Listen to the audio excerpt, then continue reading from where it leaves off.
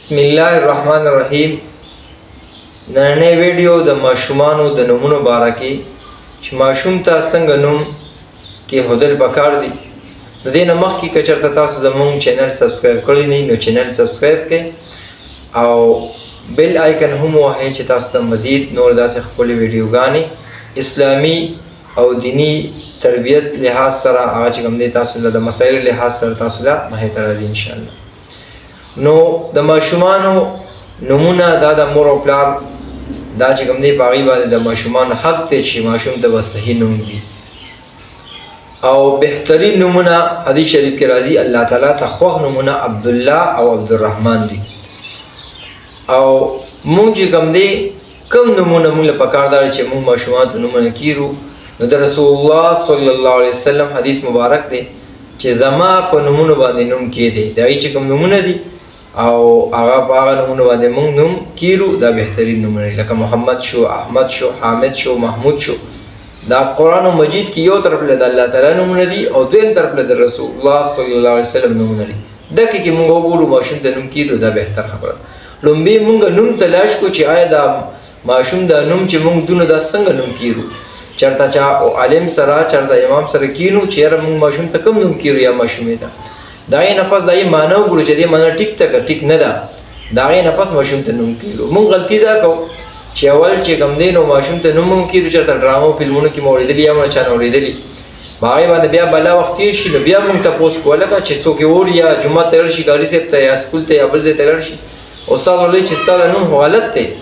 نو دی وایي ښه نو بیا د معنی تپوس کوي نو بیا اکثر ملګري تپوس کوي دې څه معنی ده دې څه معنی ده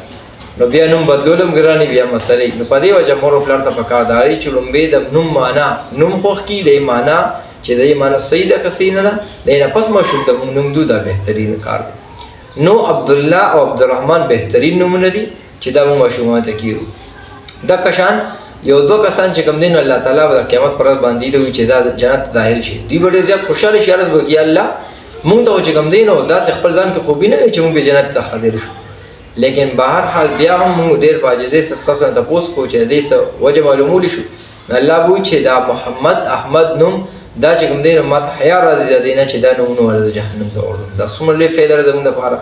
بله خبره دا ده چې کوم کور کې احمد محمد داسې نومونه والا کسان موجود وي حدیث شریف کې راځي په کور کې فقر او فاقه نه راځي. دا څومره لوی ښکلې دا موږ د خوشحالۍ خبره ده. علاوه له دې نه بله خبره ده چې د جینکو ماشومانو نومونه د صحابیاتو چې څومره نومونه دي په دې کې معنی ته سره اعتبار نشته خو چې وکي خبره وي چې دا د صحابه کرامو یا د صحابیاتو نومونه دي پاک نومونه باندې موږ نومونه کیرو دا زموږ لپاره بهترین دي او اسلامي نومونه باندې کتابونه موجود دي موږ له پکار دی چې چا تاسو کو یا خپل کتاب کې نوم خوښ کو او هغه کوم دی نو بیا مطالعه کو او هغه نوم ولکیرو دا زموږ لپاره دنیا د آخرت سوی جزای خیر وي. رسول الله صلی الله علیه وسلم ته ډېر داسې کسان راغلي دي چې هغه به ستاسو نوم دی وړي زما دا نوم دی دا نوم به ولا بدل وي کلمه دی یو ښځې نوم عاصیه